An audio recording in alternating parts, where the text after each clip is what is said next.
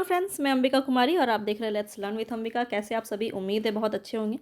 तो यहाँ पे हम आपको पूरा प्राचीन भारत अभी करवा रहे हैं, एशियंट हिस्ट्री आपको लेके चल रहे हैं, जहाँ पे हम टॉपिक वाइज एक एक चीज़ों को डिटेल में करने की कोशिश कर रहे हैं। मेरा अभी जो ध्यान है वो ज़्यादातर थ्योरी क्लास पर है, ताकि थ्योरी अच्छे से कंप्लीट किया जाए। विदाउट थ्योरी आप कोई भी एग्ज़ाम को क्वालिफाई नहीं कर सकते, क्योंकि सिर्फ और सिर्फ प्रैक्टिस भी काम नहीं आता जब तक आपको उसके पीछे की कहानी पता ना हो।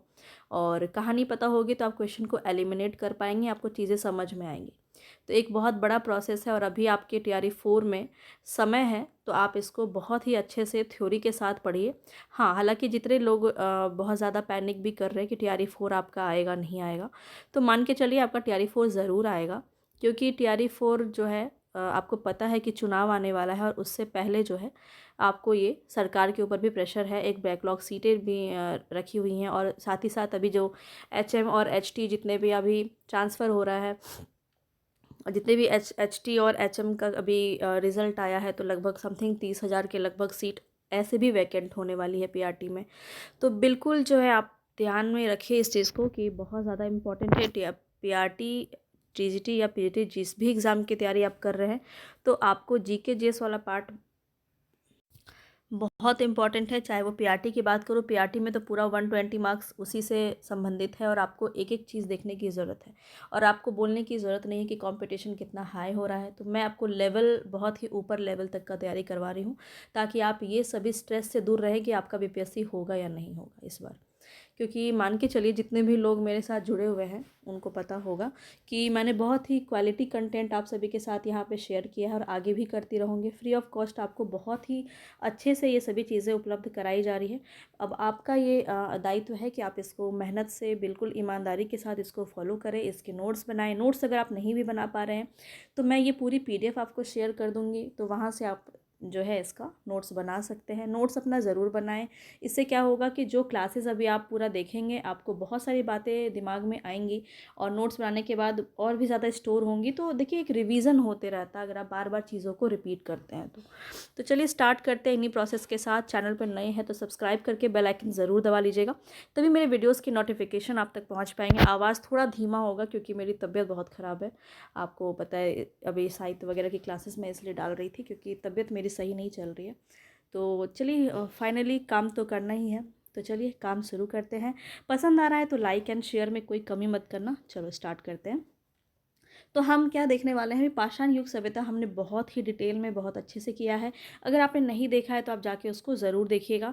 एक बात ध्यान रखिए कि जो लोग का सिलेक्शन होता है, वो सिर्फ इतना ही अलग करते हैं कि वो निरंतर पढ़ाई करते हैं। तो बिल्कुल अपनी पढ़ाई को रोकिएगा मत। और आज मैं कोशिश करूँगी कि आपको ताम्र पाषाण के साथ साथ धातु युग भी कंप्लीट करा दूँ, क्योंकि अब आपको यहाँ पे लाया गया है, तो बिल्कुल एक क्वालिटी कंटेंट आपको देना मेरी जिम्मेदारी है। तो बस इसी को ध्यान में रखते हुए मैं कोशिश करूँगी कि ये दोनों ही टॉपिक को आज मैं कवर करवाऊँ। देखते हैं कितना टाइम होता है, क्योंकि बहुत ज़्यादा लंबा होगा तो फिर आप लोग ही वीडियो को नहीं देखेंगे, तो फिर मेरी मेहनत भी वेस्ट होगी। चलिए स्टार्ट करते हैं। धातु युग बहुत इंपॉर्टेंट है इस पूरे टॉपिक में, तो ये आप मान के चलिए कि धातु युग में आपका पूरा तांबा, कांस्य और लोह का पूरा बताया गया है कि किस प्रकार से, कहाँ पे किस प्रकार की प्रयोग हुए हैं और क्या साक्ष्य मिले हैं। ठीक है, स्टार्ट करते हैं। बहुत अच्छे से आपको डिटेल में पढ़ाया जा रहा है, समझ में आएगा, बस ध्यान आपको देना है। ठीक है, अंत तक देखिएगा वीडियो को कंप्लीट, और आपको सभी चीज़ें यहाँ पे कंप्लीट करा दी जाएगी। हाँ, एक बात और, ये पूरा 6 से लेकर 12 लेवल का लेवल आपको बहुत हाई रखा है, ताकि आप बहुत ही आसानी से कोई भी जीके जीएस के क्लास को अच्छे से फोड़ के आए। ठीक है, तो पढ़ाई आपको ऐसा करना है कि आप किसी भी एग्ज़ाम की तैयारी में सक्षम हो, उसमें सेलेक्ट होने के लिए सक्षम हो। ठीक है, तो इस लेवल की तैयारी मैं चाहती हूँ, और इस बार जो है बहुत ज़्यादा सिलेक्शन हमारे चैनल से हो, यही मेरी कामना है।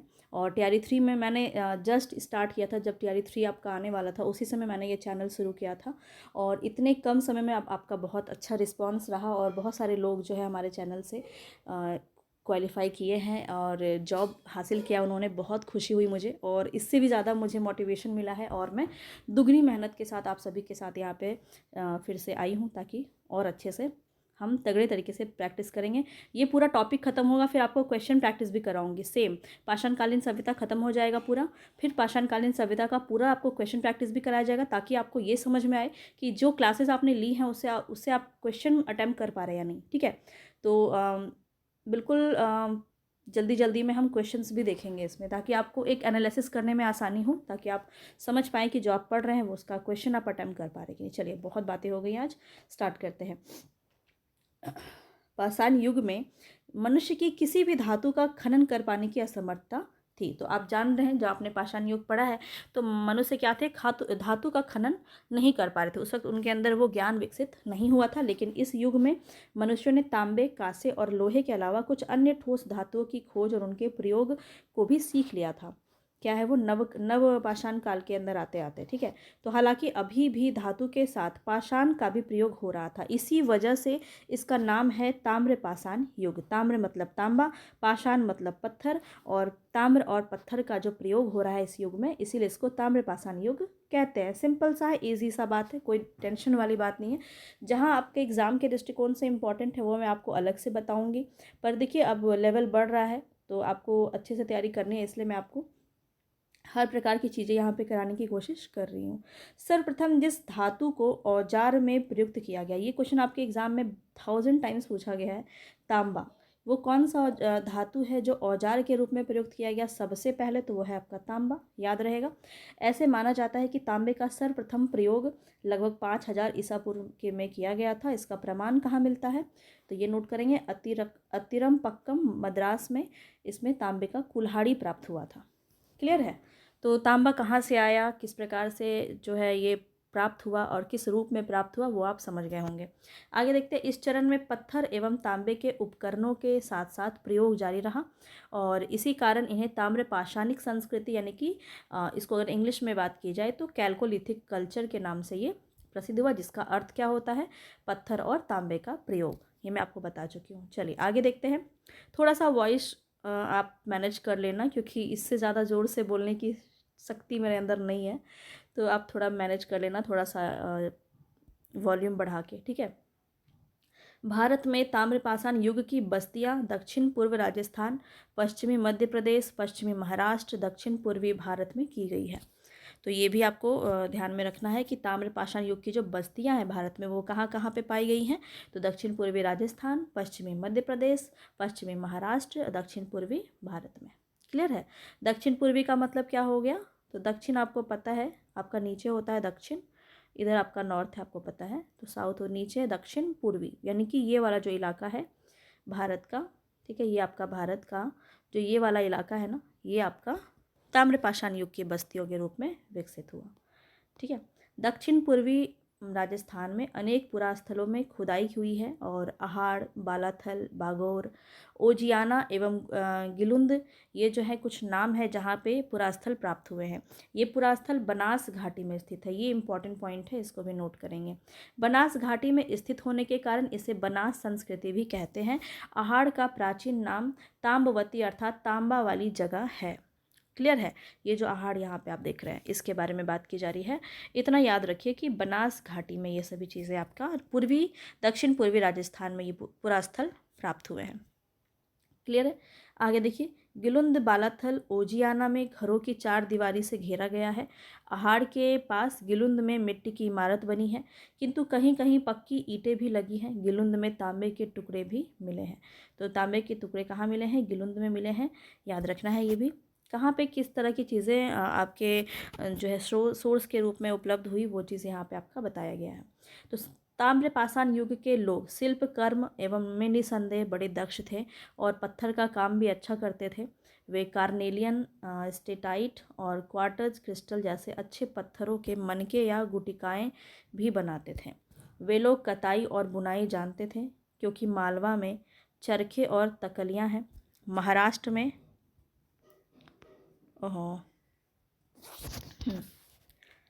महाराष्ट्र में क्या है आपका, कपास, सन, सेमल की रुई के धागे जो है बने हुए धागे भी मिले हैं। तो कताई बुनाई भी लोग जानने लगे थे इस समय में, ये बात आपको ध्यान रखना है, ठीक है। तो यहाँ पे क्योंकि मालवे में क्या क्या मिला है, चरखा मिला है, तकलिया मिला है। महाराष्ट्र में कपास, सन, सेमल, रुई जैसे धागे मिले हैं। इनाम गांव की बात करें, यहाँ से क्वेश्चन आपका बनता है। तो इनाम गांव में कुंभकार, धातुकार, हाथी दांत के शिल्पी, चूना बनाने वाले, खिलौने मिट्टी के मूर्ति वगैरह टेराकोटा बनाने वाले कारीगर भी दिखाई देते हैं। कहाँ, इनाम गांव में, ठीक है। इंपॉर्टेंट पॉइंट है, सारा आपका एनसीईआरटी से ही लिया गया फैक्ट है, तो आसानी से आप इसको समझ सकते हैं। पूरा क्लास 6 से 12 तक आपको एक जगह पे मिल रहा है, और इससे बेस्ट कुछ भी नहीं है। बस आप जी जान लगा दो, मेहनत करो मेरे साथ साथ, और निश्चित रूप से आपको सफलता मिलेगी, ठीक है। इनाम गांव में मातृ देवी की प्रतिमा मिली है, और जो पश्चिम एशिया में पाई जाने वाली ऐसी मूर्ति प्रतिमा की प्रतिरूप है। मालवा, यहाँ पे इनाम गांव में क्या मिला है, मातृ देवी की प्रतिमा, ठीक है। छोटे छोटे पॉइंट्स आपको नोट करना है, पूरा कहानी नहीं लिखने की ज़रूरत है, जहाँ इंपॉर्टेंट होगा वो मैं बता दूंगी। हालांकि आपके पास ये पूरा पीडीएफ भी रहेगा, तो आप आसानी से इसका नोट्स भी बना सकते हैं। मालवा राजस्थान में मिली रूढ़ शैली से बनी मिट्टी की वृषभ मूर्तिकाएं यह सूचित करती है कि वृषभ धार्मिक पंथ का प्रतीक है। तो उस समय पे जो है धार्मिक पंथ का प्रतीक माना जाता है था सांड को, ठीक है, अभी भी माना जाता है। तो मालवा राजस्थान में रूढ़ शैली से बनी मिट्टी के वृषभ की मूर्तियां वहाँ पे मिली हैं। आगे देखते हैं, फिर हम इसकी कुछ संस्कृति को देखेंगे, जो कल्चर डेवलप हुआ इस समय पे, जहाँ से भी क्वेश्चन आपके बहुत बनते हैं। इसके बाद कोशिश करूँगी कि धातु युग को भी आज ही मैं ख़त्म कर दूँ, और आपका पूरा पूरा टाइम जो है अच्छे से सेव हो जाए। कम समय में ज़्यादा चीज़ों को देखना ही यहाँ पे आपके लिए सही रहेगा। तो पश्चिम महाराष्ट्र की चंदोली और नेवासा बस्तियों में कुछ बच्चों के गलों में तांबे के मनके का हार पहनाकर उन्हें दफनाया गया है, जबकि अन्य बच्चों की कब्रों में सामान्य तौर पर कुछ बर्तन मात्र हैं। तो ये बातें भी आपको ध्यान रखनी। महाराष्ट्र की बात की जा रही है, चंदोली, ठीक है। और महाराष्ट्र में मृतक को उत्तर दक्षिण की दिशा में रखा जाता था। देखिए, इस प्रकार के क्वेश्चन बहुत बनते हैं और आपको बहुत ज़्यादा कंफ्यूज भी करते हैं, किंतु दक्षिण भारत में पूर्व पश्चिम की दिशा, तो ये आपको नोट करना पड़ेगा, ठीक है। महाराष्ट्र में कैसा था, उत्तर दक्षिण, ठीक है, और दक्षिण भारत में कैसा था, पूर्व पश्चिम की दिशा में, ठीक है। महाराष्ट्र की ताम्रपाषाणकालीन संस्कृति, जोरवे संस्कृति के नेवासा, देमाबाद, चंदोली, इनामगांव आदि पुरास्थलों में मृतकों के अस्थि कलश में रखकर उत्तर से दक्षिण दिशा में घरों के फर्श के नीचे दफनाने के साक्ष्य मिले हैं। तो यहाँ पे इनामगांव, चंदोली, देमाबाद और नेवासा ऐसी जगह है जो किस संस्कृति के अंदर इसके पुरास्थल प्राप्त हुए हैं। तो याद रखिएगा, जोरवे संस्कृति से क्वेश्चन बन जाते हैं। महाराष्ट्र के ताम्रपाषाणकालीन संस्कृति है ये जोरवे संस्कृति, ठीक है, जिसके अंदर मृतकों को अस्थि कलश में रखकर उत्तर से दक्षिण दिशा में घरों के फर्श के नीचे दफनाने के साक्ष्य मिले हैं। पश्चिमी भारत में लगभग संपूर्ण शवाधान प्रचलित था, जबकि पूर्वी भारत में आंशिक शवाधान चलता था। तो ये यहाँ पे आपको बताया जा रहा है कि अंतिम क्रिया किस प्रकार से कहाँ पे की जाती थी। सबसे बड़ी निधि मध्य प्रदेश के गुंगेरिया से प्राप्त हुई है। इसमें 424 तांबे के औजार और हथियार तथा 102 चांदी के पतले पत्थर प्राप्त हुए हैं। कायथा में एक घर में तांबे के 28 कंचन और 2 अद्वितीय ढंग की कुल्हाड़ियाँ पाई गई हैं। इसी स्थान में स्टेटेटाइट और कार्नेलियन जैसे कीमती पत्थरों की गोलियों के हार पात्रों में जमा पाए गए हैं। तो यह भी आपका किसके अंदर आता है, ताम्रपाषाणिक सभ्यता के अंदर आता है। गणेश्वर स्थल राजस्थान में खेतरी ताम्र पट्टी के सीकर झुंझुनू क्षेत्र के तांबे की समृद्ध खानों के निकट पड़ता है।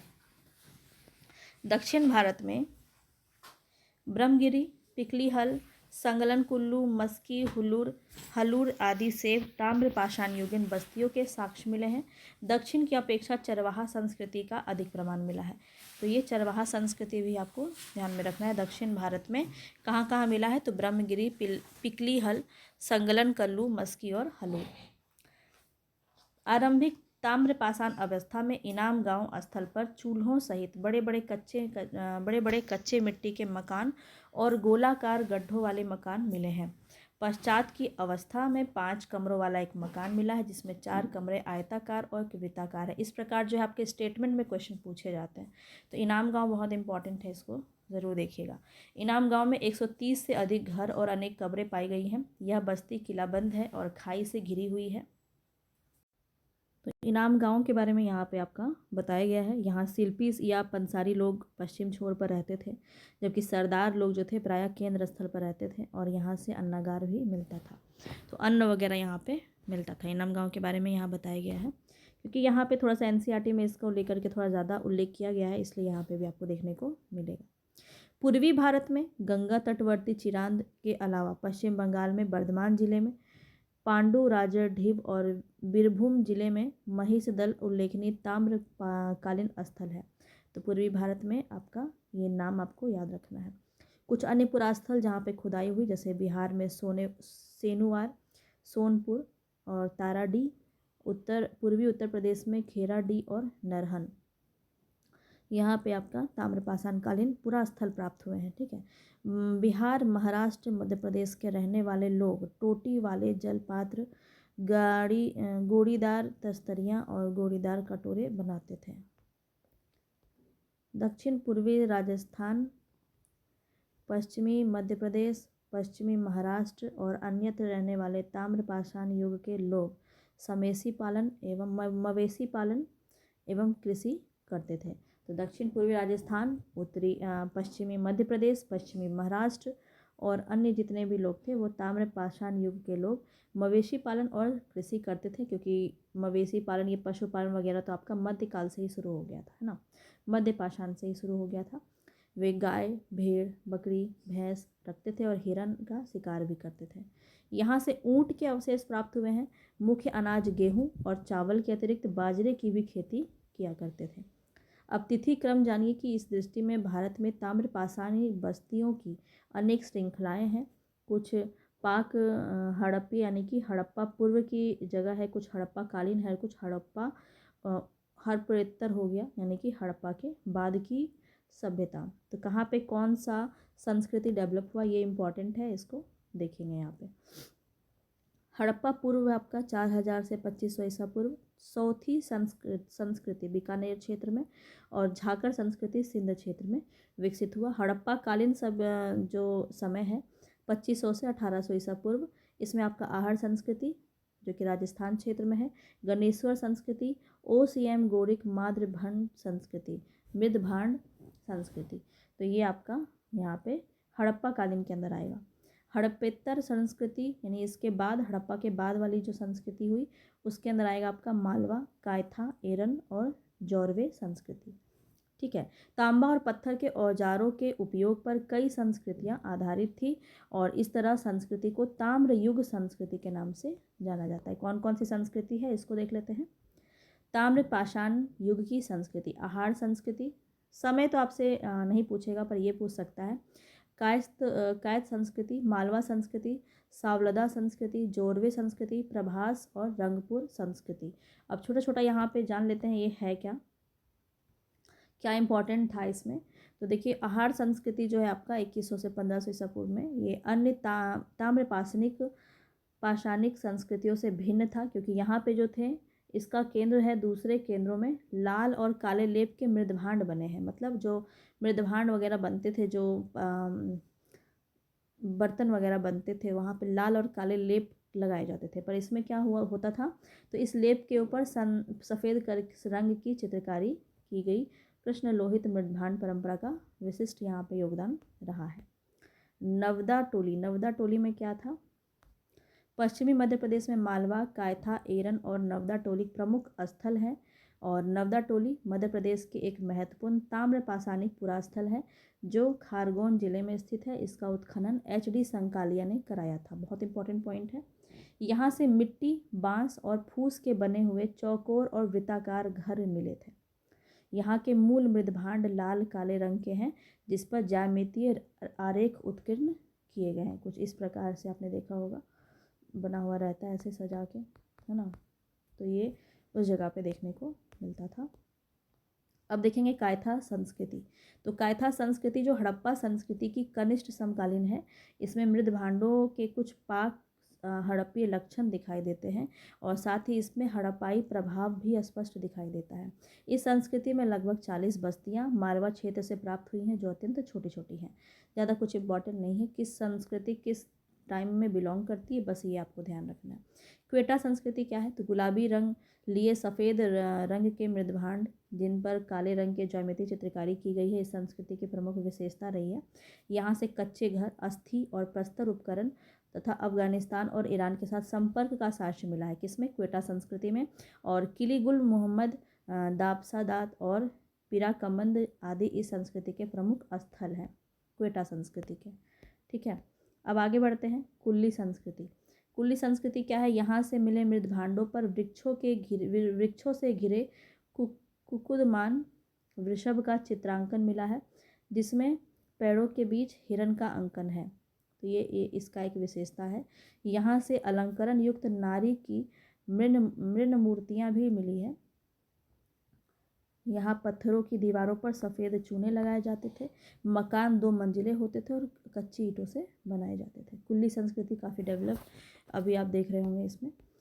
अमरी नाल संस्कृति, इसमें क्या है? तो पश्चिमी बलूचिस्तान में विकसित यह संस्कृति सिंध तक विस्तृत थी और यहाँ से पूर्ण समाधान अवशेष मिला है। इस संस्कृति में पशु एवं नारी मृण मूर्तियाँ नहीं मिली हैं। तो ये एक इम्पॉर्टेंट पॉइंट है, पशु एवं नारी मृण मूर्तियाँ यहाँ पे नहीं मिली है। मृदभांडों पर दुधिया, काले, लाल, नीले और हरे रंग से चित्रकारी की जाती थी। जोरवे संस्कृति, आगे भी धातु युग है, देखते हैं। यहाँ पर लाल मृदभांडों पर काले रंग का उपकरण लगाया जाता था। जोरवे संस्कृति में राणा घुड़ई, मुगल घुड़ई और धुड़ई, पेरियानो धुड़ई, सूर जंगल, डाबरकोट, कोदानी आदि इस संस्कृति के प्रमुख स्थल हैं। पेंदीदार कटोरे यहाँ के प्रमुख पात्र थे और यहाँ से नारी, पशु, लिंग, योनि की मृण मूर्तियाँ बनाने के साक्ष्य मिले हैं। पश्चिमी महाराष्ट्र के प्रमुख पुरास्थल हैं अहमदनगर जिले के जोरवे, नेवासा और देमाबाद। पुणे जिले में चंदोली, सोनगांव, इनाम गांव, प्रकाश और नासिक, ये सभी पुरास्थल जोरवे संस्कृति के हैं। इंपॉर्टेंट है, इसको भी आप नोट करेंगे। अब तक ज्ञात जो 200 जोरवे स्थलों में गोदावरी का देमाबाद सबसे बड़ा है। इंपॉर्टेंट है, यह लगभग 20 हेक्टेयर में फैला है, जिसमें लगभग 4000 लोग रह सकते थे। आगे है कोटदी जी। कोटदी जी क्या है? तो यह संस्कृति सिंध प्रांत, आधुनिक पाकिस्तान के खैरपुर नामक स्थान पर स्थित प्राचीन सैंधव सभ्यता का एक केंद्र था, जिसकी खोज धुर्य ने 1935 ईस्वी में की।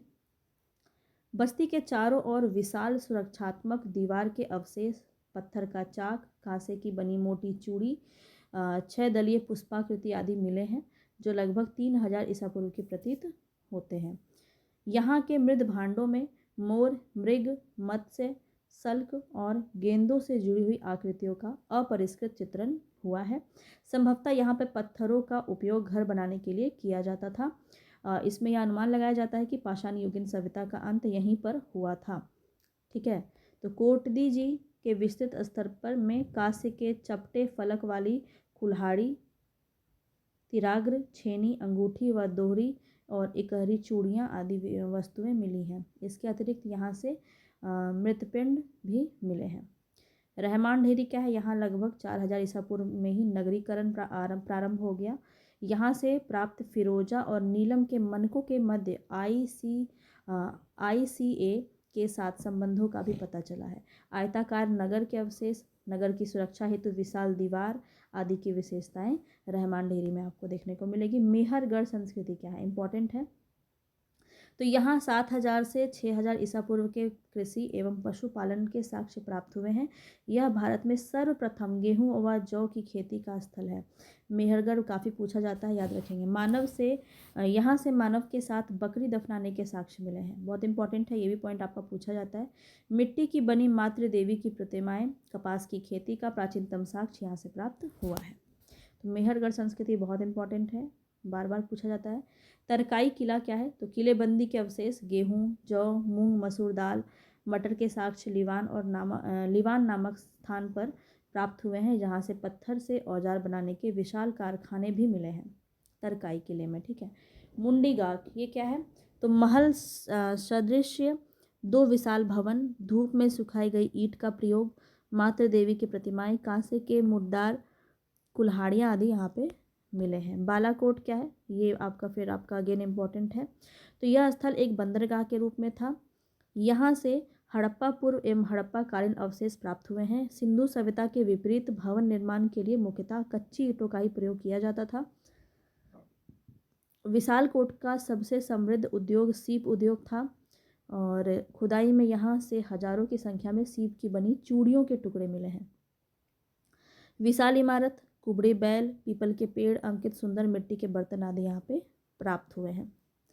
ताम्र पाषाणकालीन जो संस्कृति है 1200 ईसा पूर्व तक अस्तित्व में रही और इसके लुप्त होने के कारण 1200 ईसा पूर्व के बाद से वर्षा की मात्रा में कमी आना माना जाता है कि वर्षा की मात्रा में कमी की वजह से इस संस्कृति का जो है वो लुप्त हो गया है, जिसमें जोरवे संस्कृति जो है वो 700 ईसा पूर्व तक जीवित रही थी। कुछ स्थल यहाँ पे दिए गए हैं ताम्रपाषाण युगीन के, जहाँ पे आपकी कुछ भी इंपॉर्टेंट बात है इसको आप देख सकते हैं। इसकी PDF मिल जाएगी, वहाँ से आप इसको ज़रूर देख लीजिएगा। मानव सभ्यता का क्रम किस प्रकार से रहा है, तो पाषाण काल, ताम्रकाल, कांस्यकाल, लोह काल। तो पाषाण काल देख लिया, ताम्रकाल, कांस्य और लोह अभी युग में आपका देखने को मिलेगा।